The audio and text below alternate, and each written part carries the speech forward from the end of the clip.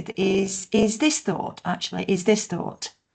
And it's this, in the current conditions, one thought we could have is you've got power over your mind, but not outside events. And I think many of us, seeing some of the locations which you indicated there, feel at the moment external events are magnified.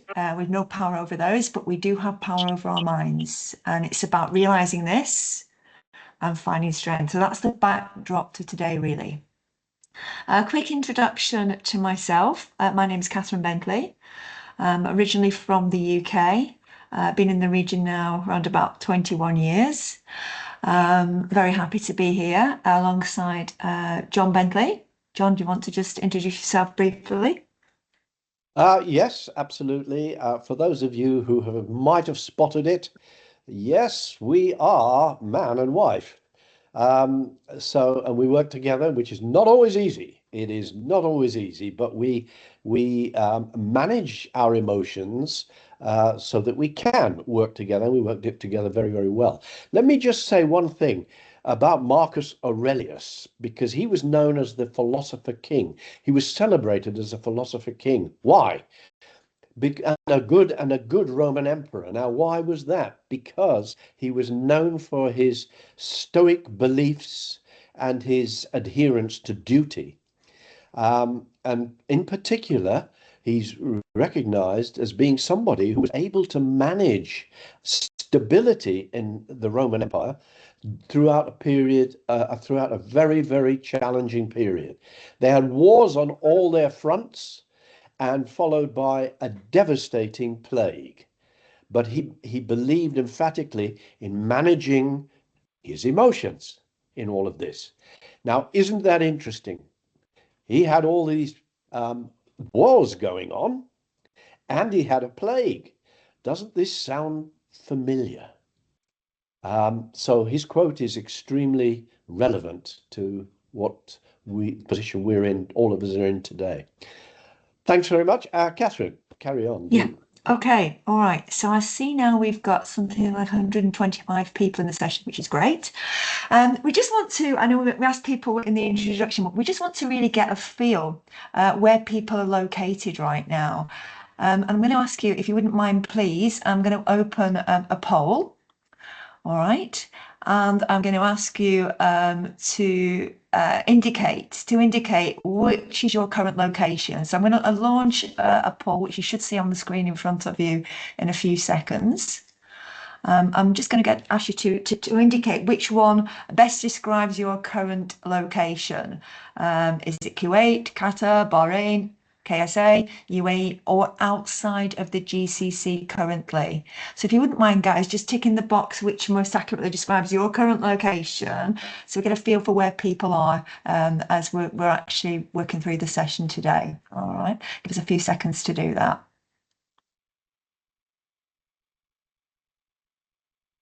We have almost 140 people on this call now. It seems a high percentage of people are in the UAE. UAE, yeah. Including us. But we're in the UAE. Yeah, we are as well. Yeah. We've got a representation from Kuwait, Bahrain, and small representation outside the GCC. Okay. Nobody currently is indicating Qatar. Okay. All right. So what we're seeing there, or Saudi at the moment, yeah. So what we're seeing here is predominantly attendees are still coming in currently in the Middle East and still coming in. Yeah. There's more attendees joining. Yeah. Okay. Somebody yeah.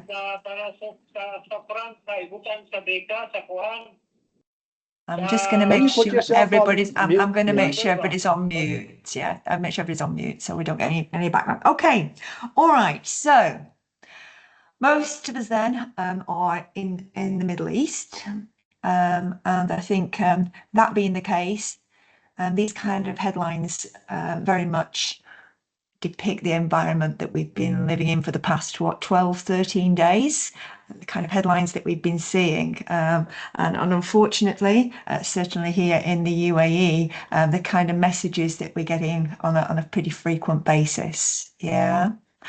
With all that in mind, this could be an example really of how we might feel certainly at times. Yeah, breaking news coming through at alarming rates, things at times maybe feeling like they're out of control. Yeah, warnings, chaos, alerts, and so on. And the poor guy here, we might be able to identify with that feeling that we see there on a pretty regular basis. And all of that really gave rise to this session today. How do we, as human beings, best cope with this situation? As professionals, maybe as parents, as partners, as friends, as members of the community, how do we best cope with this situation? Many of the external factors we can't change. How do we as individuals best cope with the situation and remain steady as possible, steady as we can in the current conditions? And as seems to be many of us, the modus operandi, we're often turning to AI, aren't we? How would AI do certain things? So we thought we'd take a look at how would AI respond to the current conditions. Yeah, so we have our Mr. AI. How would AI handle this situation?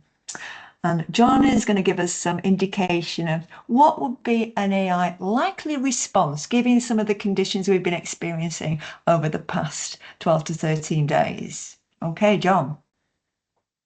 Okay, so it's interesting actually because this has actually been done, by the way.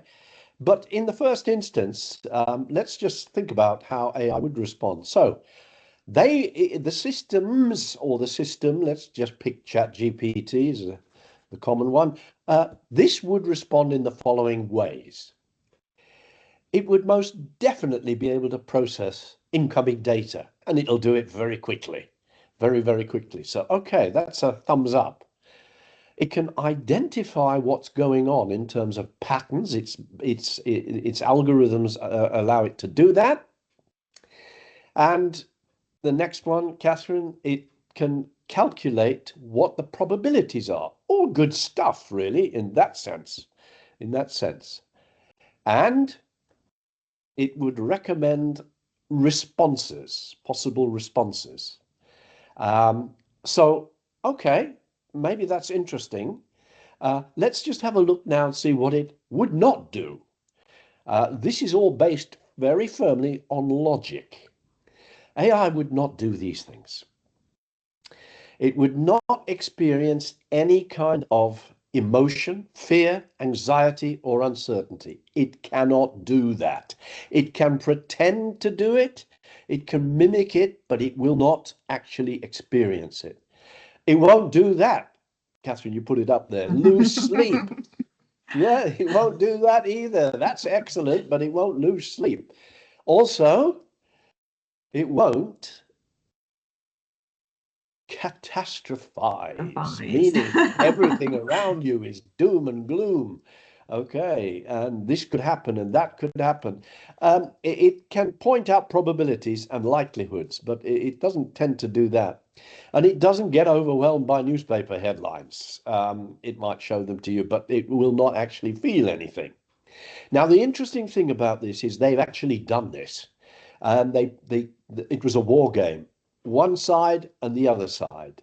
And so the interesting thing was that one side started, the other side, the other AI system responded just in the way that we just said that.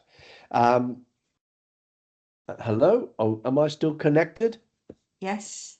Yes, yes. Because I've lost the screen here. No, you're there. Anyway, You're there. You're there. Yeah, I'm you're there. there. Okay. Yeah. So it will respond, and each side responded appropriate until they annihilated each other.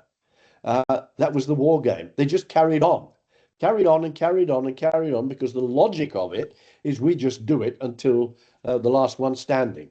And actually, they blew themselves apart.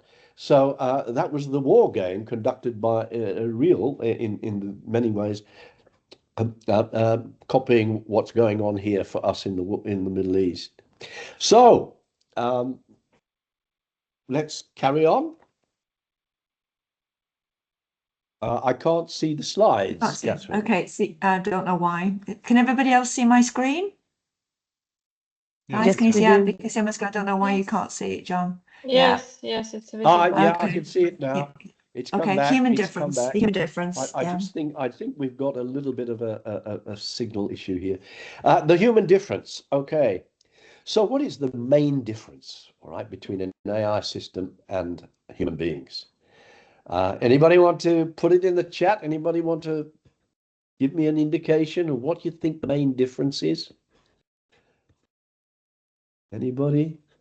Emotional intelligence. It could be emotions. Well, exactly. Yeah. It's emotions. Catherine, yes? Yeah. Emotions. And so that's the big difference. I mean, there are other differences as well in terms of speed of processing and so on. That's where AI score. But these emotions, let's just ask this question. Is having emotions a good thing, or is it a barrier to clarity of thought and prevents our logical thinking? We'll investigate that. We'll discover this as we go through the session today. Okay. Next one. All right, so let me ask you guys now. Be honest. Let's be honest now, yeah? What emotions have you been experiencing, yeah? Particularly for the people who are right here in the Middle East right now. What experience have you actually had? What kind of emotional experiences have you had over the past 12 to 13 days? Please, if you wouldn't mind just putting them onto the chat box, yeah? What emotions can you recall anxiety, experiencing? Yeah. uncertainty, worries, anxiety. Interesting. Scared, Yeah. afraid. Fear about children, about absolutely. children. Yeah. Anxiety, yeah. We're seeing a lot. Yeah. No real surprises here. Confused, yes. Anxiety, Absolutely. worry, uncertainty. Yep. A lot of distraction as well. Yeah. Okay, Overwhelming. distraction. What's coming next? So uncertainty, yeah. Fear, afraid, yeah. None of this surprising given the current situation. Uncertainty, yeah. Stress. Yeah. Confusion, all those in stress, yeah. Family Okay. Okay, thank you for that. Yeah. Typically, what people in this situation experience is something that we can actually describe as an emotional roller coaster. An emotional roller coaster, where many of the things you've actually alluded to there: panic, anxiety, fear, hopelessness, uncertainty. But at times, more positive emotion, which is why we call it emotional roller coaster. And we'll look at that a little bit later on. Something happens, a trigger that can actually lead us to a more positive emotion, and then something else happens and it goes into a more negative emotion. A complete emotional roller coaster. Why is it? And this can actually have serious impact on how we behave. Yeah, so if we're in a panic situation, if we're actually overwhelmed by panic, it can steer us to react in certain ways, behave in certain ways, take certain decisions that maybe later on we think perhaps weren't the right decisions. Yeah, so we need to stop and think about this. Yeah, we're actually driven by our emotional systems. Yeah, as human beings, we actually are built on certain emotional systems. And the emotional systems are designed to trigger this kind of reaction. Yeah, the human difference are emotional systems to either, given certain triggers, fight it in a situation. Yeah, to flight, to flee, to flee, to run away from a situation. Yeah. Freeze, not know what to do, overwhelmed by the situation, paralyzed by the situation, to freeze. Or another one, and I can certainly identify with this one in the past 12 days, get into a state of hypervigilance. Yeah. So completely, say obsessed, but completely distracted by looking into things, looking for more evidence, hypervigilance. This is the human difference that our emotional systems are representing in ourselves and driving us and propelling us towards certain behavior. So could we actually say that this is a weakness? Is this a weakness? That's the question. And a friend of mine said to me last week, she'd had a certain situation where she'd been struggling for a day or two. And she said to me, Catherine, I thought I was tough. Maybe I'm not tough. Yeah. Maybe it's a weakness, but absolutely not. That's what we'd say. Absolutely not. These drivers, ourselves, our emotional systems, are actually vital. They're vital to us as human beings. And John, I think you're going to explain a little bit more about our biological systems and why these are there and why it's important for us to acknowledge these and work with them. Exactly. This is very tribal. I mean, it goes back thousands and thousands of years, of course, to when we were invented. These feelings, these emotions. We ask the question: are emotions important? Are they, or do they get in the way? Well, the point is, fight, flight, etc., are all survival instincts. We need them. We need these we needed them in order to survive. Run away from a lion, as it suggests there, if it's going to eat us, or we're going to get ready to fight a tribe if they come in to steal our food and murder us. And some people just absolutely freeze, and then they get eaten or they get murdered. Now we've got this other aspect of hypervigilance, which is really, sometimes it's a bit erratic behavior, and much more intense. So it's a survival instinct, first of all. Now, how can we overcome this? And what is it actually telling us? Now, we work with an organization, the largest neuroscience emotional intelligence network for leadership and for others and for people and for educationalists in the world. That organization is 6 Seconds. Now, 6 Seconds went and did some research. They've been doing this research for 30 years or so. And what we know, and we know this also from many of the assessments that we carry out. Catherine, can you put the next slide on, please? So 6 Seconds, based on their research, tell us that 80 to 85% of our decisions are based on emotion. 80 to 85% of our decisions are based on emotion. Now, some of you are going to disagree with that, okay, and that's fine, and we will explain why this is the case. But this is absolute, and even organizations like Harvard and others have identified similar statistics. So what is it? What is causing this? Can we, yes. So in terms of the AI systems, let's look at how they respond to uncertainty. So if you just list those, Kathy. Where are you now? Are you coming? Okay, I heard somebody there. Out. Yeah, they will not allow you to come in.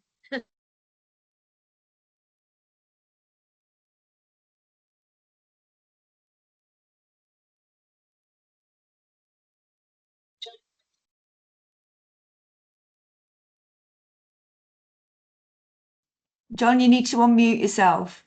John, unmute yourself, please. I was just saying that AI logic is all about these things here. It was, we've said before, but zero emotions. We know this, by the way. We've done a considerable amount of research with AI systems on emotions as well at 6 Seconds. Now, how would the human respond to this? What's the human response to uncertainty? Well, we want to try and do these things, actually, because what happens is some thoughts go through our mind, that causes and triggers emotions, and then we act. Okay, so we get some thoughts, our emotions are triggered, and then maybe it's fear, anxiety, we interpret it in a certain way, and sometimes we react extremely quickly. Okay, so let's move on, because what it all amounts to, Catherine, is this, as somebody said, actually, it is stress. It is stress. How can we deal with stress? What is stress? Let's have a look and see what is stress. Well, first of all, it's actually a response. It's a response. It's a biological reaction to an event perceived to be beyond our control. That's what this is actually saying here. Now, the degree of stress that you experience is dependent upon how you perceive the event. So, moving on, we react to various stimuli. That's what actually happens, and it creates these excessive physiological and physical demands. Our heart rate goes up. It affects our emotions. We can actually become ill with all this stress, as you know only too well. It is actually a killer. So let's look at it, Catherine.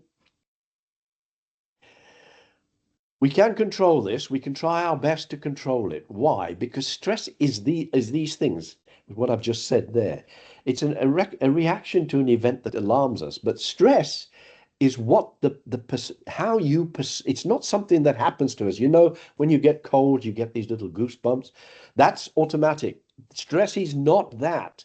Believe it or not, you may think it is, but actually we create stress, because our stress is how we react to what happens, things that happen. It's our perception of the outcome. My perception of an outcome for the same event could be different to Catherine's perception of an outcome. So what do we do about this? What do we do about this? Well, let's just first of all look at what are emotions. If we can get to the next slide, Catherine. Okay, we're just going to have a quick look actually at the brain, just a high level look at the brain in brief, because this is where it is. It's in us. It's wired. We are wired for emotions. Okay, carry on. Emotions are electrochemical signals discovered back in 1993, I think, by two American professors. And what happens is every single electrochemical signal is actually reflecting a different emotion, and there are hundreds of them, and they travel through our bloodstream. Now they travel, if you could see my hand like that, we call these dendrites. These are neural networks or networks actually in the brain, and these electrochemical signals might be traveling down this dendrites here, and it's traveling along, and there's nothing happening just yet. Next slide will show that we've got something called a synapsis, because you can see my fingers there. There's another bunch of neural networks there. So the signal that's coming down there is looking for a receptor cell. It finds one over here. Over here. It jumps to that, and at that moment in time, an emotion is born. And that process takes somewhere between, believe it or not, 4 to 8 seconds on average. 4 to 8 seconds. And the reason that 6 seconds call themselves 6 seconds is because they took the average. So it takes on average 6 seconds for an emotion to form. How does this work? Let's just have a quick. John, you're on mute. Okay. Can you see? Okay. Yeah. Information comes up the brainstem, or the information corridor, very much like a computer. Very much, a computer is very much like the brain, but believe it or not, infinitely less powerful than we have, although in many respects it's quicker. It goes up the information corridor, the brainstem, then it goes into the thalamus, which is our central processing unit. Then it moves we have a limbic ring. Now that's unlike a computer, although it's trying to mimic it. That's our feeling brain. Then we have something else. Catherine? It's called the amygdala or the amygdala. Now, maybe some of you will know what that is, but it's there. It's in our brains. So then we've got the other part of the brain, which is the front part of the brain, which is the cortex, the prefrontal cortex. That is our cognitive ability. That provides our analytical skills. That's our logic. That's our IQ, in a sense. The other elements there is where our emotions lurk, the limbic ring and amygdala, and the patterns that we have. We're going to get to that. Okay, let's move on to the next one. How would our brain work? We get some kind of stimulus. Okay, we know what's going on right now. It gives us a stimulus. It comes up into the thalamus, into our CPU, our central processing unit. Then it goes into the cortex, where our rational thinking. After the cortex, it goes into the limbic ring. Catherine, are you there? Yeah, the limbic ring, the feeling brain. And then we get some kind of response. And it goes round and round. Now, okay, next one. Or is it? It goes round and round like that. That's how our brain should work, or that's what how ideally it works. But does it work that way? Let's look, because what actually happens in between times is that there are a whole, there's emotions that cascade through our body, from our mind all the way through the bloodstream everywhere. It's like a stew, actually, in essence. Now, what that does is we get a stimulus, it goes to the thalamus, but then this little rascal here, this amygdala, takes over. It grabs that information. It cuts out our rational thinking. We are programmed for this. This is innate in us. This is been there since we were invented. The cortex was there, but it's actually got much bigger. Our brains have got much bigger, but the amygdala is even more powerful, because that actually detects the emotion that creates fear. We're only born with one emotion, which is fear, believe it or not. And it's powerful. It's incredibly powerful. So it takes it as a survival. We either flee, we fight, or we stand still.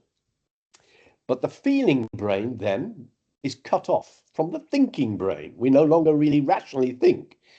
That happens 80 to 85% of the time. Why? Why is this so important to us? We don't any longer have to worry too much about being eaten by some wild animal, or maybe even being killed, except right now, yes, okay, there is that kind of threat. Most of the time, we are responding to social fear, a fear of not being liked, a fear of being rejected, a fear of not being able to do the job right, a fear of upsetting someone, all these things. 80 to 85% of the time, this is us. Now, just have a quick glimpse at this. Just have a very quick glimpse.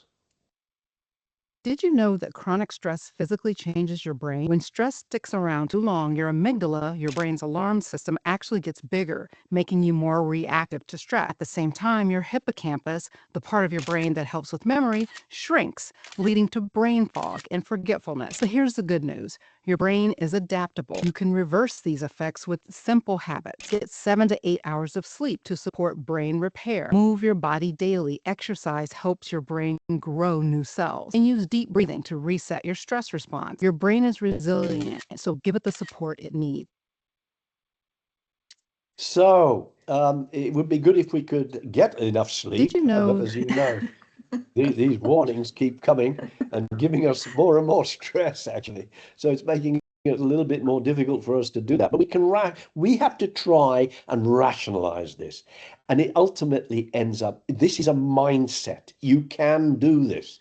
You can actually manage your stress. Now, we've heard these kind of statements before.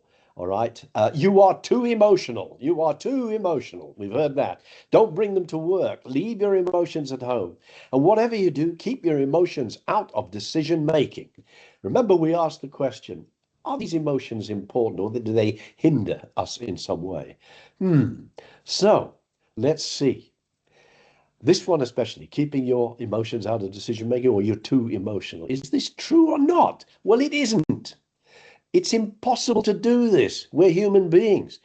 because of this hijacking by the amygdala. And thank goodness, because we know from research that some of the best decisions that are made involve emotions. Some of the worst decisions that are made lack emotional consideration. So it's better to say not keep emotions out of decision making, but keep reactions out of the decisions that you are about to make. And don't forget, in this stressful time, we're making decisions that could lead one way or the other, and how we behave. Okay, so let's move on. Okay, so this is about where we are right now. The world has gone through several stages recently. Since 1985, we've gone through several stages. I'm not going to go into that. By the way, this is not an EQ course, but if you want to go on and you want to know more about EQ, etc., emotional intelligence, then come on one of our courses. I don't have time to go into all of the other stuff, but what's going on right now? And we've been talking about this before these last 12 days. This has been identified. We're living in a meta crisis world. What exactly is a meta crisis world? It's actually all these overlapping and multiple factors that we've been experiencing for some time now. We started with the COVID side, the pandemic, and now we've got wars. We started to discuss this when there was the war in Gaza. Now it's all over the place. It's here. We're in it. And another thing is that the political views are polarizing to the right or to the left, more and more so. And the rise of AI and our hybrid work, is another major factor. As I say, I don't have time to go into all of this in this session, but we do cover it in other courses. Okay, Catherine, over to you. Yeah, okay.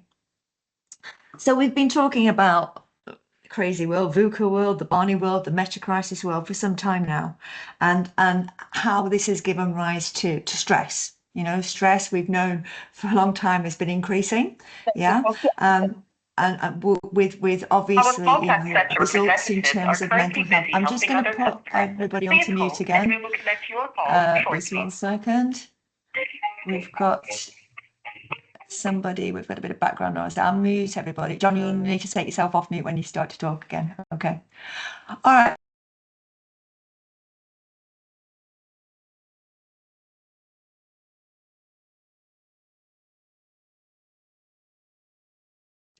Catherine, We you're can't muted. hear I think anything. you both of you are on mute. You're muted somehow. Okay. Can you hear me now? Yes, yes. Yeah, I think we're okay now. Okay. So we're starting to think now about how our stress levels are magnified in conflict conditions and how we might be feeling like we're feeling now. You know, some of the emotions that you gave us earlier. If we think about normal conditions, typical environment, we feel stress. Everyday stresses, work deadlines, family responsibilities, traffic, yeah, all of the daily pressures that we're familiar with, and how that really is magnified in conflict conditions. Here we're living in uncertain environments, constant uncertainty, alarms, updates, news, disruption of routines, disruption of schedules, plans, and so on. And again, yeah, a little bit more stress, you know, tighter deadlines in terms of normal conditions, increased traffic, family responsibilities, bit more stress. But we've put that into a conflict situation where we've got security threats on an increasing basis. The stress level is going more and more into the red, yeah? And how we actually, you know, what kind of impact this has on our emotional state, yeah, in a normal situation. We've got occasional worries, but manageable stress where we can recover relatively quickly, not quite the same when we're in conflict conditions. Yeah. We talked about hypervigilance. Yeah. So we're always on the alert, very difficult to relax. Yeah. Fear and anxiety a lot of the time, difficulty switching off from news headlines, difficulty switching off from our phones, and so on. And what does that leave us with? Well, typically in our normal world now, typical percentage of population suffering from anxiety, around about 7%, depression 5%, people experience any kind of PTSD at 3 to 4%. Look at the difference when we're in conflict conditions. Yeah, in conflict conditions, situations, 22%, so almost a quarter of people in those situations will experience some kind of mental health condition. Yeah, almost a third anxiety, depression on a regular basis. Yeah, and 23 to 31% PTSD symptoms. So no wonder that we're talking about experiencing stress, and we're all feeling, or many of us are feeling, these real kind of adverse emotions or even physical conditions. Being mindful of it. Yeah, so 1 in 5 in conflict zones, mental health condition. 30%, almost a third, anxiety, depression, 1 in 4 PTSD symptoms. So something really significant to think about. So if you're feeling like my friend, maybe I'm just not tough, we're human beings, and this is what is happening to us, and we need to be mindful of, and why it's so important that we look at how we can best manage this. So there's uncertainty ahead. Yeah, if we're in the Middle East now, we feel that pretty strongly, but in the world generally, we've been talking about this for a long time. And how can we best gain clarity, certainty, and stay as steady as possible through uncertainty? How can we do that? We've only got a limited amount of time today, but we wanted to share with you a couple of little tools, a couple of little models that we might be able to adopt and help us through the more challenging times. So first of all, very, very simple, three-step framework for emotional regulation. And it looks like this, yeah? First of all, notice. We've got to notice, but to notice, we've got to be proactively observing, yeah? What we're thinking, what we're feeling. Yeah, proactively observing that. Secondly, we'll look at each of these in turn, taking a pause, stepping back from it, taking a breath, and then actually choosing to respond intentionally rather than, as John was saying earlier, react. Yeah, driven pretty much by emotion. You have to take a step back and respond intentionally. So, first of all, notice. How can we actually notice this? So it's about actually mindfully taking time in a situation to identify what are the stimulus factors, what are the stimuli that we're actually subject to or we're actually experiencing. What are we thinking? What do we feel?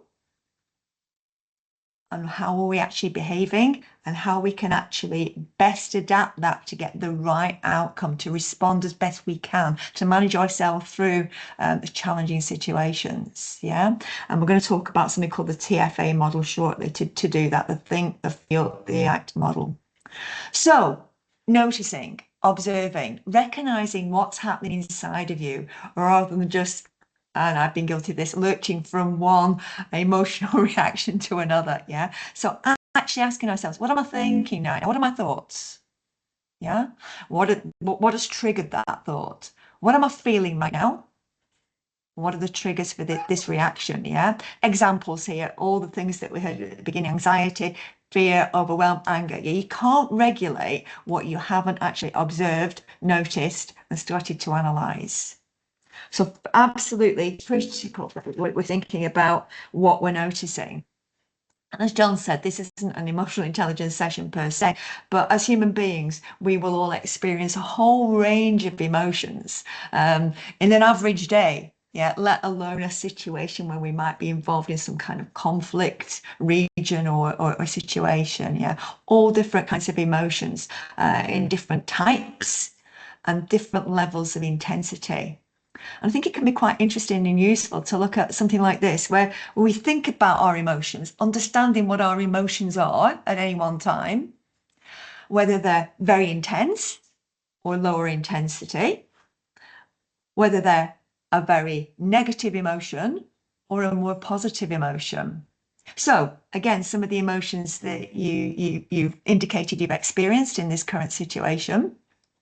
Where we've got an emotion that's low energy or low intensity and not very positive.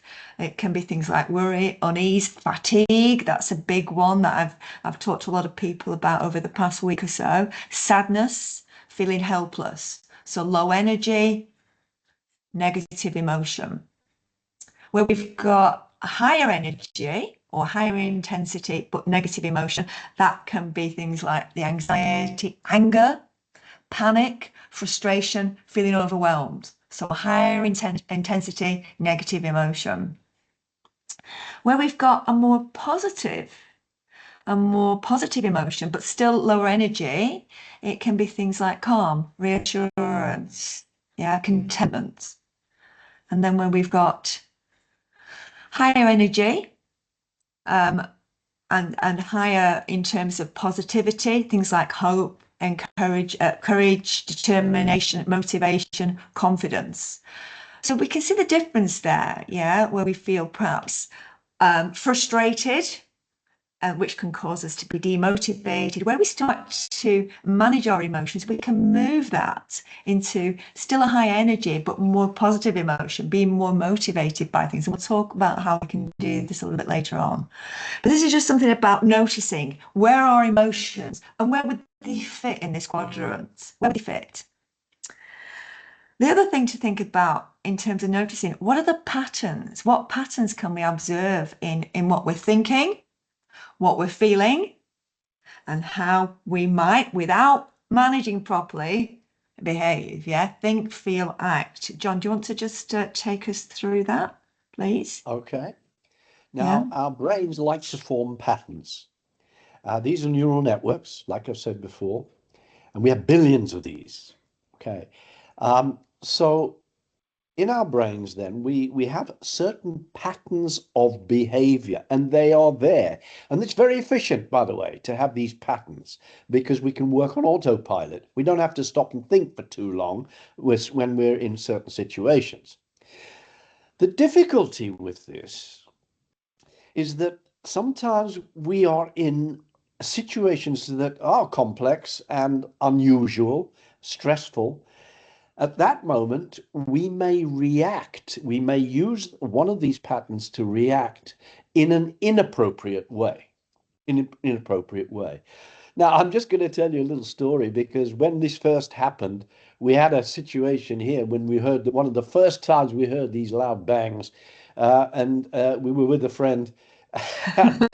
Both Catherine and our friend launched themselves under the table, which maybe was a very that demonstrated absolute, flight for survival.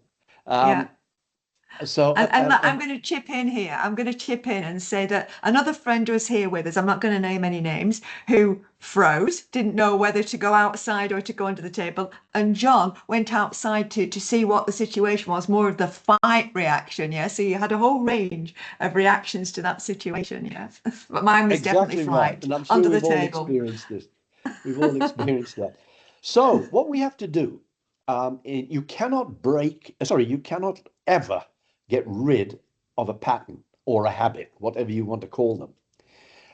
The only way you can break a habit is to create a new one. How do we do this? We have to think what the situation is, then reflect. We have to stop ourselves in a minute, not yet, but we'll see.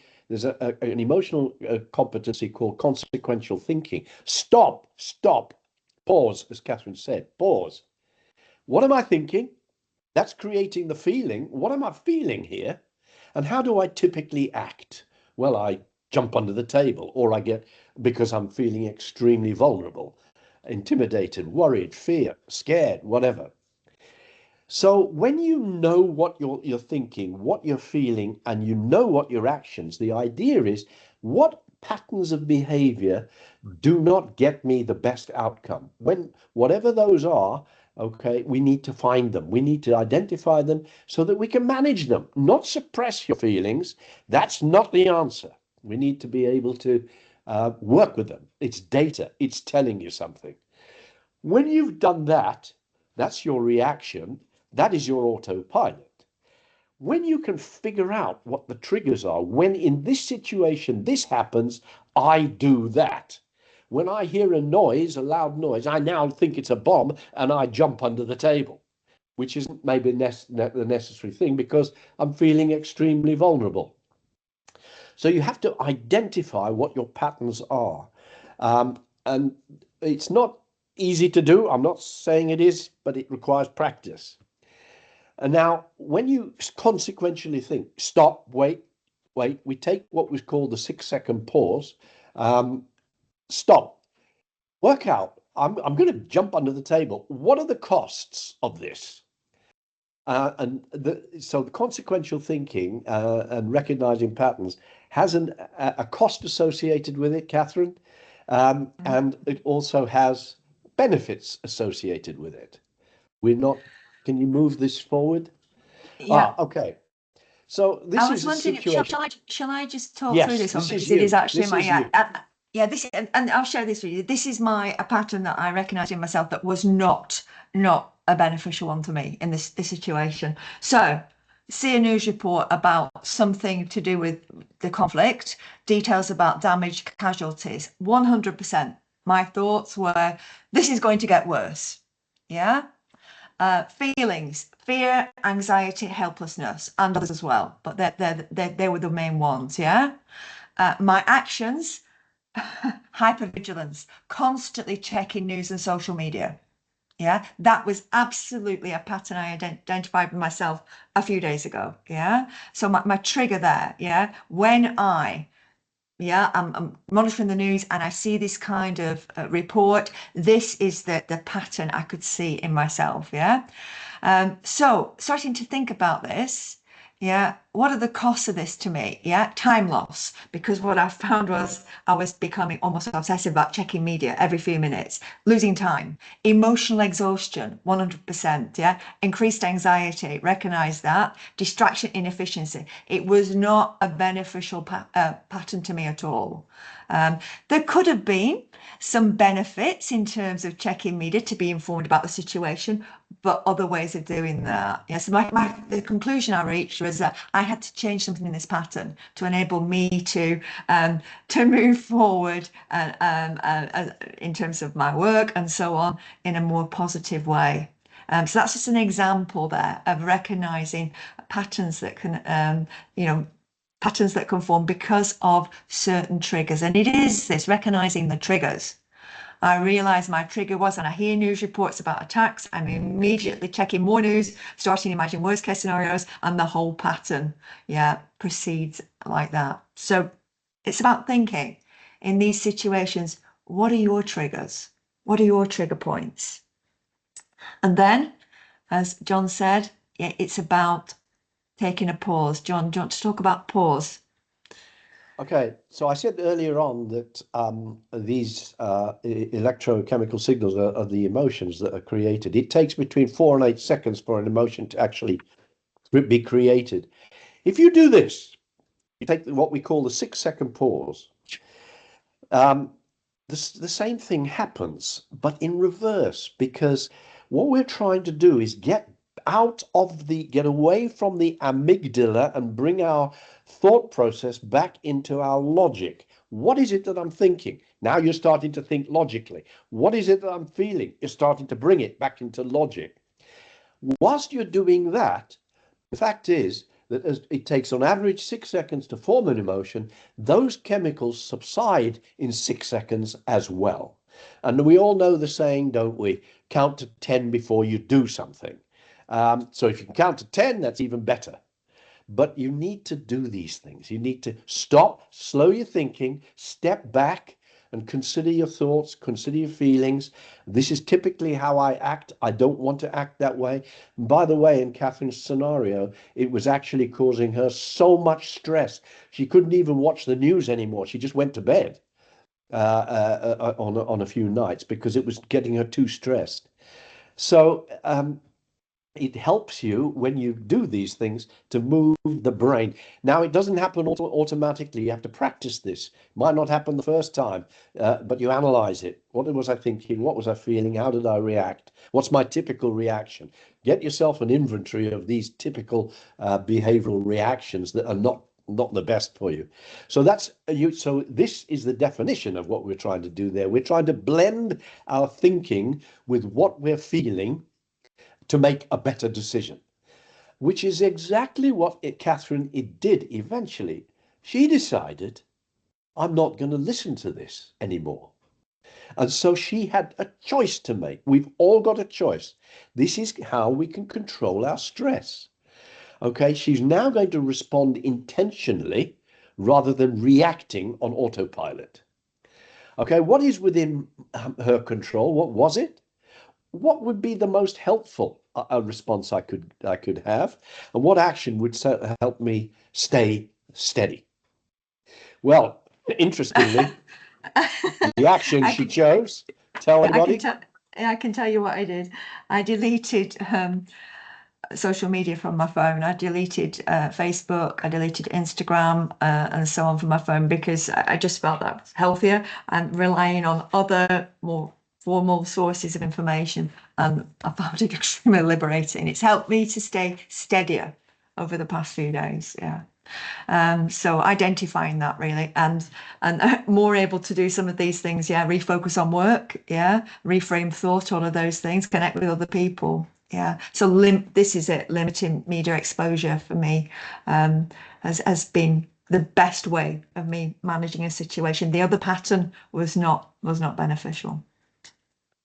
And in fact, so many times Catherine told me, she said, you can't believe how relieved I feel, this huge sense of relief, because I'm not consulting social media all the time. That's how that affected Catherine. Social media might not affect everybody like that. Else, no. That's your perception of stress. Okay. So the power then lies in how you do this and how you choose your emotions, how you choose your response rather. And that is about navigating those emotions. Okay, this is what I'm feeling, fear, hopelessness. No, I can reframe my thought and think in a different way. What you've just seen there is the TFA model. Think, feel, act. That's all you've got to try and practice to do to get that back to your logical thought. Consequentially, think. It's extremely powerful. Stop yourself. Wait. Because we've got to try and manage this stress. It's how you handle it. Use the think, the feel, the act model to do your best to do that. Okay. Moving on.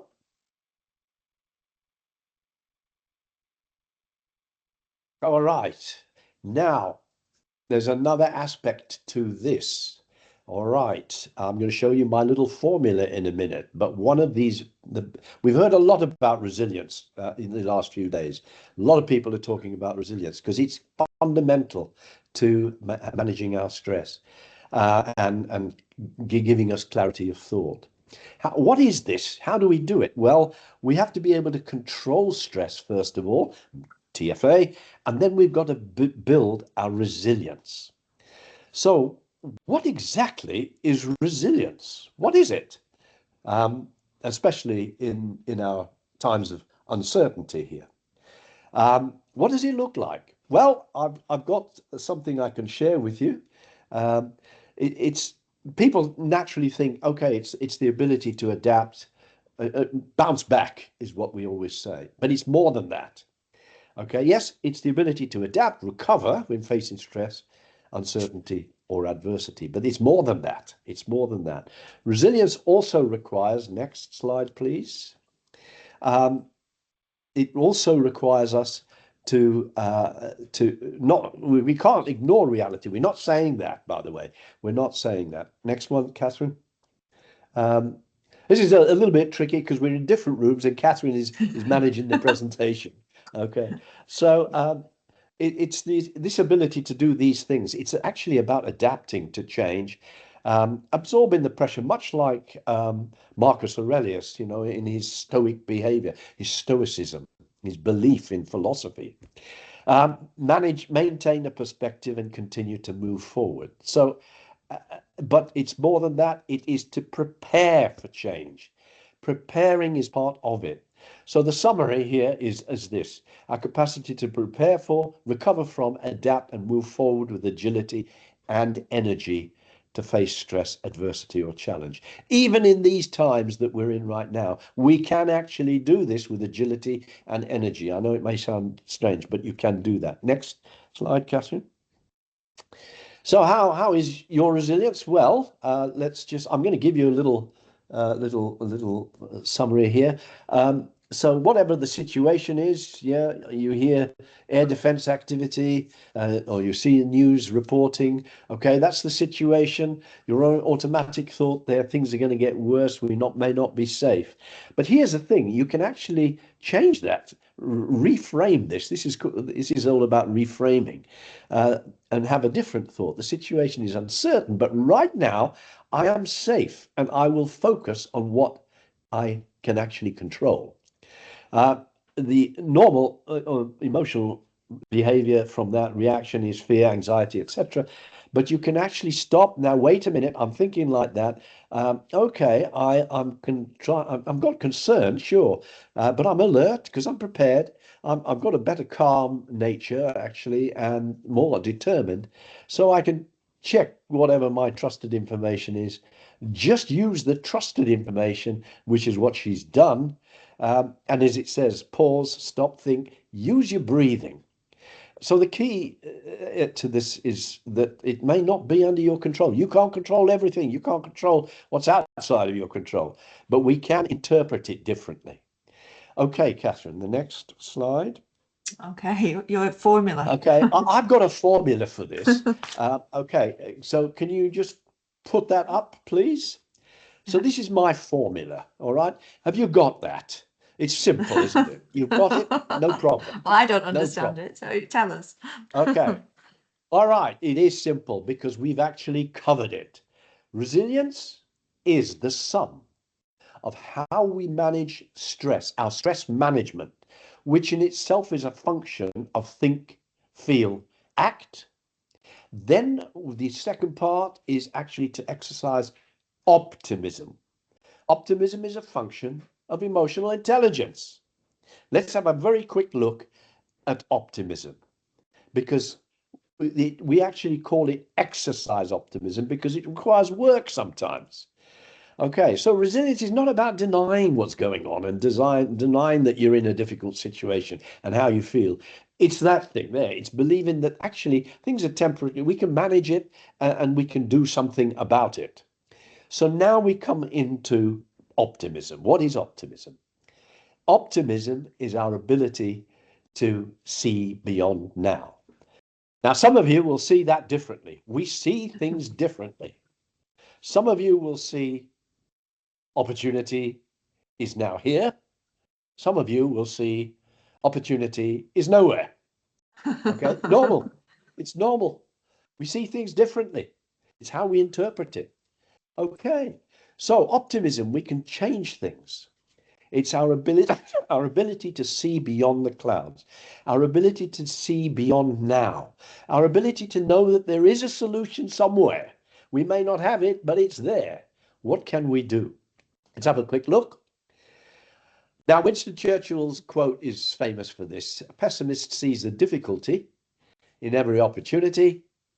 An optimist sees the opportunity in every difficulty. It's the classic glass half full, half empty. This is essentially what optimism is. Now, we have every right to be optimistic and pessimistic at certain times. No problem with that at all. However, if we exercise our optimism, these are the results very often of what happens. We know from research, much longer life, etc. Better able to handle stress, and it creates us an opportunity to be more resilient. Next one. So, as I said, it creates longer life. Actually, there's 11 to 15% chance of living to 85 and beyond if you're an optimist. And it does all those things there. It helps us with depression and anxiety, and we have better health overall. So there's a lot of evidence that if we can try and be optimistic, but it's not the easiest thing. You can't just put a smile on your face. There's 3 optimism factors.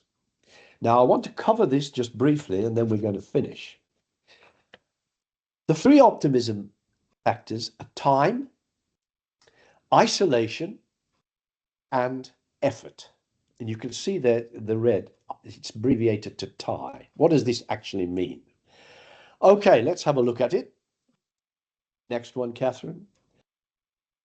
So this situation is going to continue for a very long time. And next one, it's going to affect everything, our safety, our jobs, our future, and there is nothing I can do about it. I have actually heard this being said. Yeah. Let's go to how we can look at this in terms of this model. Let's go to the next slide. Are you somebody who tends to be on the PPP side, or can you do the TIE? What does this mean? The first P is permanent. Is this a permanent situation, or is it temporary? Next, is it pervasive? Is it all around me, the whole world, or is it isolated? Next one, am I powerless, or does it just require effort? 3 Ps versus TIE. Now let's just look at that in the light of that statement. Let's analyze the statement. This is going to continue for a very long time. Well, actually, that's a bit of a permanent statement. That is not true. Okay, it's a temporary situation. It's serious, sure, but conflicts and crises eventually stabilize, even like the pandemic. We saw that. The next part of the sentence is, this is going to affect everything, our safety, our jobs, our whole future. Okay, it's pervasive, it's everywhere. The truth of the matter is it's isolated. It affects some parts of life right now, sure, but many parts of our lives are still functioning normally if we want it to be. The next part of the statement is that I can't do anything about it.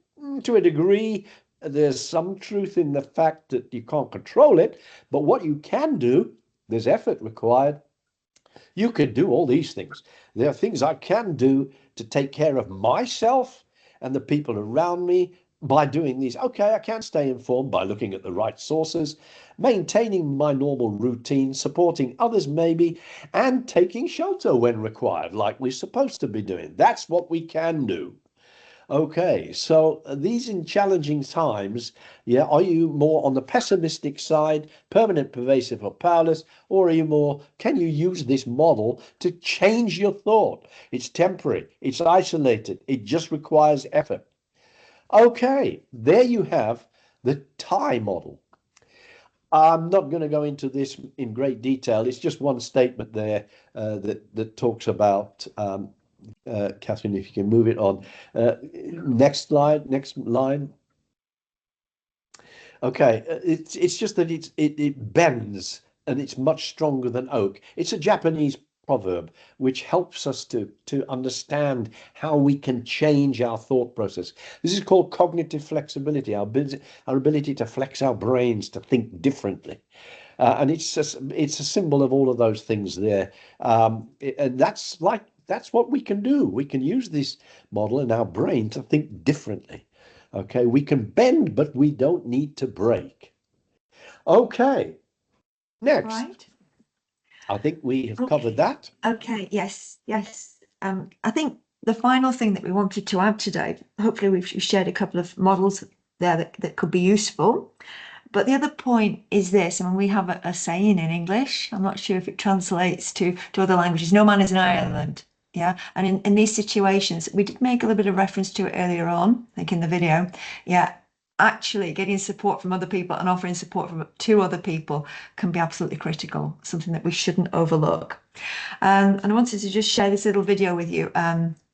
Anybody that's ever worked with me at all knows that I'm a great Simon Sinek fan, and just something that's a video clip about Simon Sinek talking about his experiences in COVID and the kind of mutual support with his colleagues and contemporaries, and how that enabled overcoming challenge. Just wanted to share this with you as a kind of thought for us to have, a final thought for us to have about how we can perhaps, another tool we can use to actually stay steady as we can through this situation. So we'll play that for you now.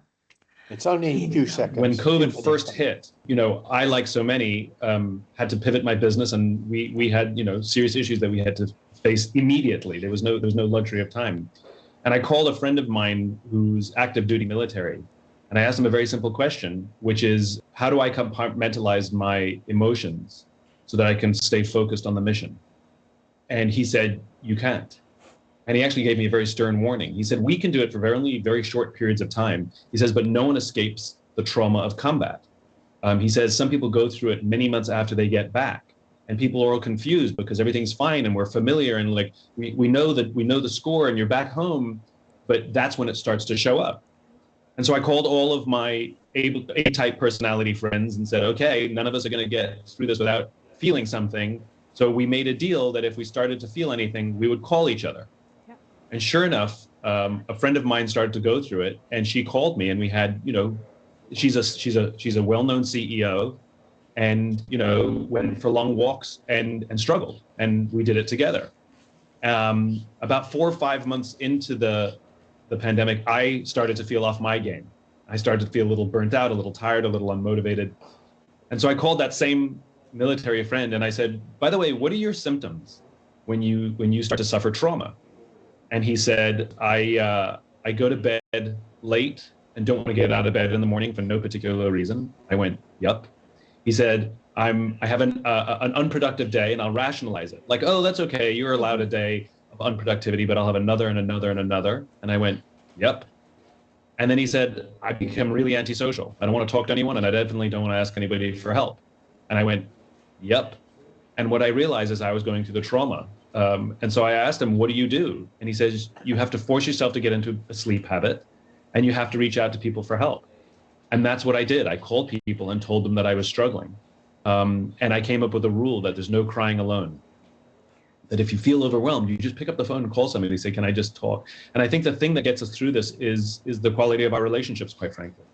And if the company talks about these things, it removes the stigma if somebody calls somebody else up and says, I'm struggling today. Okay, so key message there. When COVID, oops, we don't want to play it again. But don't. We don't. We should when COVID first hit, sorry. Less than positive. Okay. Okay, so yeah, call somebody more optimistic. Yeah. Okay, so I know we've gone way over time here, but just to summarize some of the key ideas and messages today.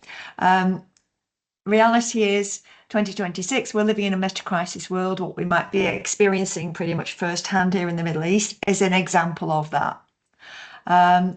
We are human beings. Yeah, unlike AI, we're not able to respond with pure logic. We've got the emotional consideration, and that can be a good thing. That can be a good thing if we manage it properly. Definition of stress, how we are perceiving a situation and its possible outcome, but how we can actually work to manage the stress in terms of 3 steps: emotional regulation, noticing what we're thinking, feeling, acting based on particular stimuli. Yeah, how we actually stop, pause, and think through how we need to be responding, and actively choosing, reframing our thoughts to choose the right response. Resilience, about us preparing for and recovering from adversity as human beings, and moving forwards with this agility and energy which we need to do.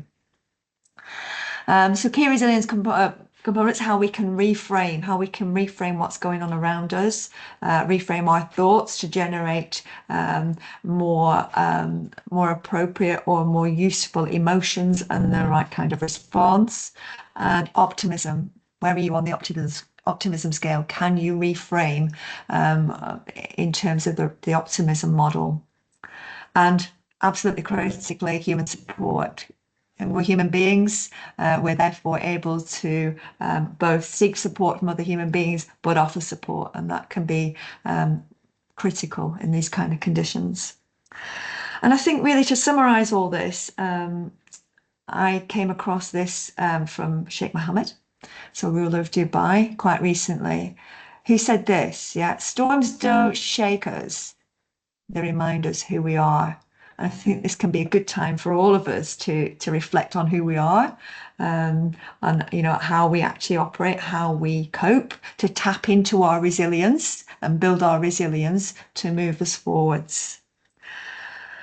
Okay, so thank you everybody for joining us today. I do hope that we meet again for other sessions when maybe we're in a different situation, and maybe we'll be able to reflect on the lessons that we learned, past tense, learned in conflict situation. But above all else, what we want to say is to stay safe, everybody. Stay safe, everybody. And for our Arabic, practice TFA, stay safe. And we look forward to meeting again in perhaps more, or let's say less challenging times. Let's say that. If we could ask just one favour from everybody, please, if you wouldn't mind scanning the QR code and just taking a few seconds to give some feedback, that's always helpful. Yeah. But otherwise, we'll be around for few minutes if anybody's got any particular questions they want to raise. Otherwise, stay safe everybody, and we'll meet again. Thank you. All the very best to everybody. Just be safe and be well.